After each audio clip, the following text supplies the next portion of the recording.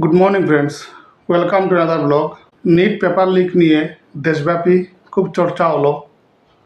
দিল্লির যন্তর মন্তরে আন্দোলনও হলো, যার জেরে দেশের শিক্ষামন্ত্রী ধর্মেন্দ্র প্রধান ইস্তফাও দিলেন। এবার কি এবার কি আসলে কি নিট পেপার লিক নিয়ে যে ধর্নাটা হয়েছিল, নিট পেপার লিক প্রসঙ্গ নিয়ে যে আন্দোলনটা হচ্ছিল, এই আন্দোলনের পেছনে কিন্তু বাইরে থেকে কিছু মদত ছিল। হ্যাঁ, এটা ঠিক। নিট পেপার লিক নিয়ে যে আন্দোলনটা হচ্ছে সেটা কিন্তু খারাপ না। নিট পেপার লিক অত্যন্ত গুরুত্বপূর্ণ একটা ব্যাপার। নিট পেপার লিকের জন্য ধর্মেন্দ্র প্রধানের আগেই ইস্তফা দিয়ে দেওয়া উচিত ছিল, সেটা আমি আগেও বলেছি। কিন্তু আসল কথা হলো, এই যে আন্দোলনটা, এই আন্দোলনটা শুধু নিট পেপার লিক নিয়ে ছিল না। এটা ছিল দেশের প্রধানমন্ত্রী নরেন্দ্র মোদীকে সরিয়ে দেওয়া। এটার অর্থ ছিল দেশে রাজনৈতিক একটা পরিবর্তন নিয়ে আসা। ভেবে দেখুন না, এই যে নিট পেপার লিক নিয়ে যে ধর্নাটা হলো, এতে বড় বড় যারা সমর্থন করেছিলেন এরা কারা? প্রথমত সোনম ওয়াংচুক, উনি অনেক দিন ধরেই কেন্দ্রের মোদী সরকারের বিরুদ্ধে। এই যে ধর্ণা প্রদর্শনটা হলো, এখানে এসে হাজির হলো সোহরা ভাস্কর ও নরেন্দ্র মোদীর বিরুদ্ধে, সবসময় দেশের এই সরকারের বিরুদ্ধে। প্রকাশ রাজ এলো ও সরকারের বিরুদ্ধে। বিশাল দাদলানি, মিউজিক ডাইরেক্টর, ও সবসময় দেশের সরকারের বিরুদ্ধে, এই সরকারের বিরুদ্ধে। সোনাক্ষী সিনহা, লব কুশের বোন, ওর কথা বলে লাভ নেই, ও কিছু বুঝেই না, দেখলেই মনে হয় কিছু বুঝেই না, যেরকম চিৎকার চেঁচামেচি করছিল। মানে দেশের সরকারের বিরুদ্ধে যারা আছে এরাই এই নিট পেপার লিক ব্যাপারটাকে সমর্থন করছিল একটু সামনে থেকে। আর আমজনতা যারা যারা চাইছিল যে এই নিট পেপার লিক যেরকম হয়েছে এরকম যাতে কোনোদিনও এরকম কোনো ঘটনা না ঘটে, এরা কিন্তু এই ব্যাপারটা নিয়ে একটু সিরিয়াস ছিল। এরা চাইছিল যে ধর্মেন্দ্র প্রধান রেজিগনেশন দিয়ে দিক, কারণ এত বড় একটা ব্যাপার হয়েছে, ওনার রেজিগনেশন দেওয়াটা একদম সত্যি ব্যাপারটা একদম দরকারি ছিল। রেজিগনেশন দেওয়াটা একদম একদম গুরুত্বপূর্ণ ব্যাপার ছিল। এরকম যদি বারবার গুরুত্বপূর্ণ এক্সামের পেপার লিক হয় আর মন্ত্রীরা রেজিগনেশন না দেন, তাহলে এটা কিন্তু ভালো বার্তাও নিয়ে আসে না। প্লাস সরকারের যে একগুঁয়েমি মনোভাব, এটাও একটু বদলাবে। এই এতটুকু অবধি ঠিক আছে, কিন্তু এই যে নিট পেপার লিক নিয়ে যে ধর্নাগুলো হলো, ধর্নাগুলোতে যেরকম বাইরের থেকে সমর্থন একদম বোঝাই যাচ্ছে যে কারা কারা সমর্থন করছিল এতে। প্লাস কালকে দেখলাম যারা এই নিট পেপার লিকে যারা মেইন যারা সামনে ছিল, ধর্নাতে যারা সামনে ছিল, এরা কালকে পার্টি করছে, 5 স্টার হোটেলে গিয়ে পার্টি করছে, মদ গাঁজা খাচ্ছে।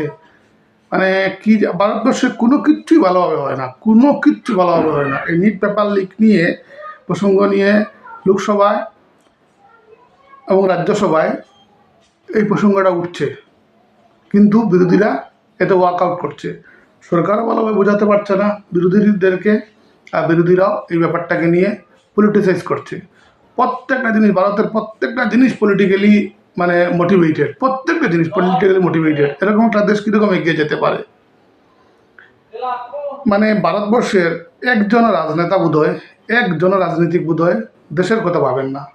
প্রত্যেকটা রাজনীতিক নিজের কথা ভাবে, প্রত্যেকটা রাজনীতিক নিজের কীরকম ফায়দা তোলা যায় এ নিয়ে ভাবে। রাস্তাঘাটের অবস্থা বিচ্ছিরি। তারপরে প্রথম দিকে তো কেন্দ্রের মোদী সরকার একটু ভালোই কাজ করছিল, কিছু কিছু ভালো ভালো প্রকল্প নিয়ে এসেছিল, এতটুকু অবধি ভালো ছিল। কিন্তু লাস্ট এই যে 2024 থেকে যে সরকারটা চলছে, থার্ড টার্ম যে চলছে, এই থার্ড টার্মে কোনো কিছুই হচ্ছে না। স্মার্ট সিটি প্রকল্প শেষ, কোথায় যে চলে গেছে এটা এখন শোনাই যায় না। মেক ইন ইন্ডিয়া ডাহা ফেল, বা দুর্নীতি দমন প্রসঙ্গ ফেল। তারপর কি বলে ওটা, বিদেশ থেকে কালো টাকা নিয়ে আসা, এটা একদম শেষ। মানে কোনো কিছুই ভালোভাবে চলে না।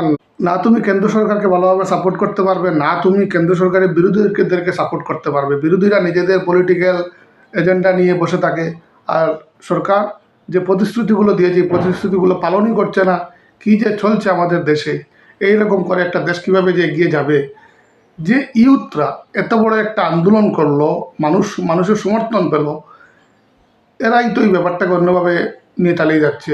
আবার এরকম হচ্ছে, একটা ব্যাপারে ওরা ওরা সফল হয়েছে না, তারপর মনে করছে যেন সব ব্যাপারে ওরা সফল হয়ে যাবে, হুমকি দেওয়া শুরু করে দিয়েছে। নিট পেপার লিক নিয়ে যে ধর্না হয়েছিল, এই ধর্নাতে যাদের ধরপাকড় করা হচ্ছে, যারা বাজেভাবে কাজ করেছিল, পুলিশদেরকে মেরেছিল বা দেশের সম্পত্তি নষ্ট করেছিল, এদের বিরুদ্ধে এফআইআর করা হয়েছে। এরকম করা হচ্ছে, এদেরকে বেছে বের করা হচ্ছে, একদম দরকারি জিনিস। এবার এই সিজেপি ককরোচ জনতা পার্টির কিছু যারা লিডাররা রয়েছেন এরা হুমকি দিচ্ছেন, যদি এরকম হয়, সরকার দরপাকড় করে, তাহলে এরা আবার আন্দোলনে নেমে যাবে। মানুষ সবসময় সব আন্দোলনে সমর্থন করবে না। মালাইকাররা সমর্থন করতে পারে, সোনাক্ষী সিনহা সমর্থন করতে পারে, প্রকাশ রাজ সমর্থন করতে পারে, অরবিন্দ কেজরিওয়াল সমর্থন করতে পারেন, রাহুল গান্ধী সমর্থন করতে পারেন, সৌরভ ভাস্কর সমর্থন করতে পারে, ঠিক আছে, শাবানা আজমি সমর্থন করতে পারেন। কিন্তু সবাই যে সমর্থন করবে এরকম না, কিন্তু সবসময় সমর্থন হবে না। নিট পেপার লিকের প্রসঙ্গটা অনেক বড় ব্যাপার ছিল। 22 লাখ এই এই কম বয়সী ছেলেদের ভবিষ্যৎ নিয়ে ছেলেখেলা হয়েছিল, এই ব্যাপার ছিল। তাই আমজনতা সবাই একসাথে সামনে এসেছিল। এত স্ট্রং একটা সরকারকেও পেছনে সরতে হলো, ধর্মেন্দ্র প্রধানকে রেজিগনেশন দিতে হলো। কিন্তু তার মানে এটা নয় যে সবসময় আমরা আন্দোলন করব, সবসময় দেশকে একটা বিচ্ছিন্ন পরিস্থিতির মধ্যে নিয়ে যাব আর মানুষ সমর্থন করবে। প্লাস এই প্রসঙ্গটা যখন সংসদে উঠবে তখন বিরোধীরা ওয়াকআউট করে নেবে। এটা কি? কেন বিরোধীরা ওয়াকআউট করবে? এটা নিয়ে চর্চা হোক। যখন সংসদ টিভিটা খোলা হয় তখন শুধু হাল্লা চিৎকার ছাড়া কিচ্ছুই থাকে না। সারাক্ষণ একদিক দিয়ে সরকার পক্ষ থেকে কিছু একটা বলা হচ্ছে, অন্যদিক দিয়ে বিরোধী পক্ষরা ন ন ন করে চিৎকার চেঁচামেচি করছে। কি যে একটা বিচ্ছিরি পরিস্থিতি আমাদের দেশের! না, সব করাপ্ট, সব করাপ্ট। সরকার পক্ষ ভালোভাবে কাজ করতে পারছে না, বিরোধীদেরকে সমর্থন করা যায় না, এরা এত বাজেভাবে কাজ করে। শুধু কোনো না কোনোভাবে, কোনো না কোনো উপায় ওরা আবার মানে গতিতে এসে যেতে হবে ওদের, যে কোনো উপায় হোক।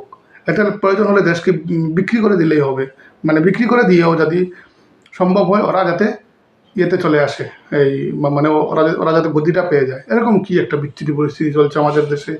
একটা নেতা, একটা মন্ত্রী দেশের কথা ভাবে না, না কর্মসংস্থানের ব্যাপারটা ঠিকঠাক হচ্ছে, না দ্রব্যমূল্য নিয়ন্ত্রণে আসছে, না ইনফ্রাস্ট্রাকচার ঠিকঠাক হচ্ছে, মানে কোনো কিচ্ছুই ঠিক হচ্ছে না এই দেশের। এই দেশকে নিয়ে কি আমরা আশা করতে পারি?